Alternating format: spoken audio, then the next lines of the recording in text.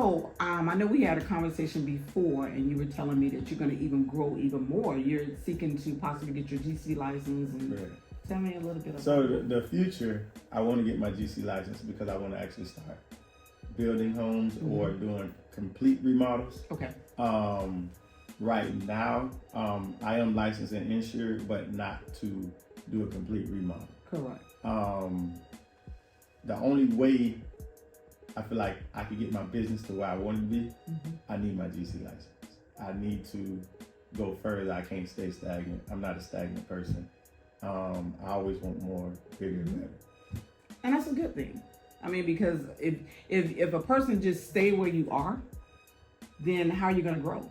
Right. You know, some people said, this is my niche. You know, even with me, you know, we're sitting here, but as you know, I'm a real estate broker, and I tell my agents all the time that you never know too much. You continue to grow. Even me as a broker, I continue to grow. So I think that's very good. And what you're going to do, I got another question for you. I noticed you said you had 2 daughters. So you self-employed, you got 2 daughters, right? How do you balance? Because I know you work 6 days a week. Right. So Sundays are, you know, days off, family days and whatnot. I drop them off at school, pick them up from school. It just opened up, you know, time that I can have with them that selling cars didn't. Sometimes I let them take snow days and we skip school and we'll go. For? Right, that's what we so call that's them. like Yeah, like daddy daughter. Yeah, day. daddy daughter day. Okay. So we'll skip school and we'll go somewhere. Like we have an annual fair day every year. We skip school and we go to the fair when everybody's in school. Yeah, because I don't want to be around all the people. Exactly.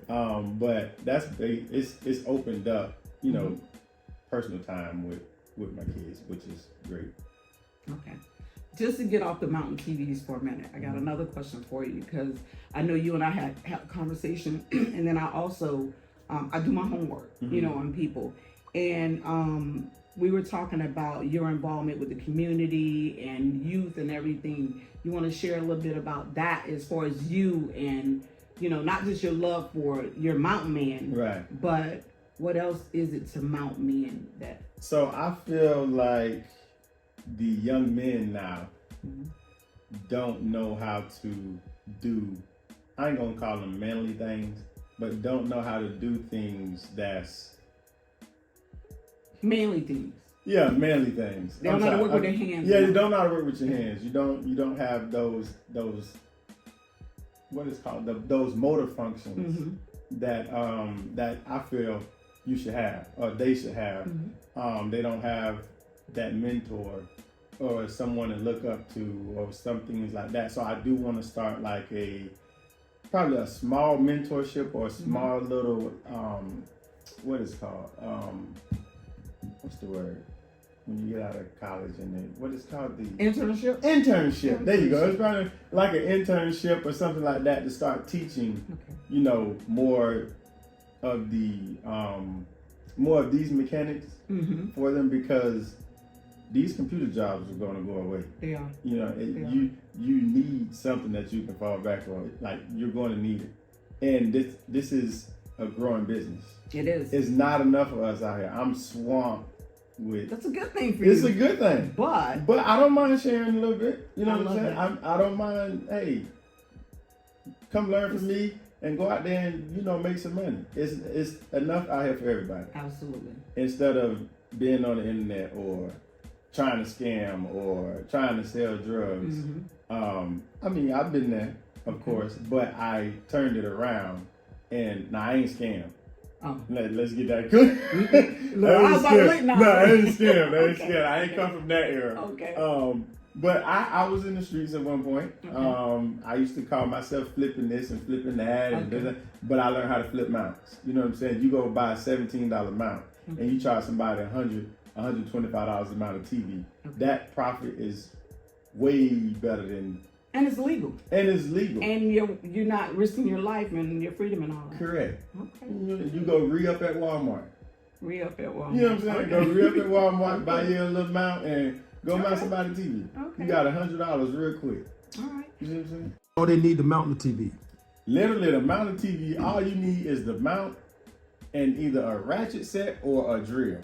everything comes in. Oh well, a level and a stud finder as well. But everything else comes in the mounting kit. It's not like, well, I'm not gonna say it's not rocket science, but you could go on YouTube and do it, and they'll show you how to mount a TV. Well, not to interrupt you, the stud finder, because I remember you telling me that one of my TV, they did it wrong. It was going to fall because it was not on the stud. Right. So what if, he kind of threw me off, but I was going to ask you this anyway. So what if, you got a mount and you can't find it? So how do you? So that's the thing. So there's it's not that you can't find a stud, right? Because it's a stud in every wall. Okay. Unless it's an exterior wall. An exterior wall means it's concrete on the other side. That's your outer wall, of course. But on the inside, it's studs in every wall because that's how it holds up the drywall. Okay. So I tell a lot of people, look where a power outlet is. Okay. If you have a power outlet, it's a stud right there, next to the outlet, right? That's good. And then on top of that, they're 16 to 24 inches apart. They're supposed to be 16 regulation. A lot of these people are 14, something like that. But a lot of the builders doing like 20 and 24. When I go in homes, I'll be like, Lord, I don't know how this passes inspection. But if you get a magnet, and you just rub along the wall going up next to a stud, it'll hit a screw. If it's a screw there, that's where a stud is because that's how the drywall is being held up. So it's just little things, you know what I'm saying, that you can figure out, and it'll make it that much easier to mount a TV. And you'll be like, oh my gosh, I just paid somebody $150 to mount my TV, and I could have did it myself. Now, mind you, a lot of people say, well, it's only some screws. That's a lot of money. Well, I got a drill. That was $100.